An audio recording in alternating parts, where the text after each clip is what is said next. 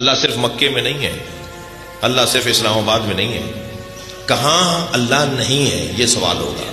وہ جو ہر جگہ موجود ہے اس سے کوئی جگہ خالی نہیں ہے۔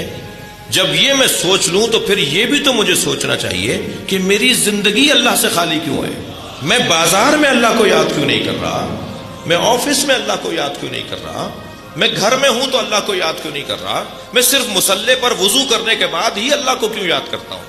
اور مجھے کہنے دیجئے بعض اوقات تو مصلی پہ اللہ ملتا بھی نہیں ہے، اس لیے کہ ہم نے مسجدوں کو تقسیم کر دیا، یہ بریلویوں کی ہے، یہ دیوبندیوں کی ہے، وہ سلفیوں کی ہے، وہ حنفیوں کی ہے، یہ شیعوں کی ہے، اللہ کی کون سی ہے؟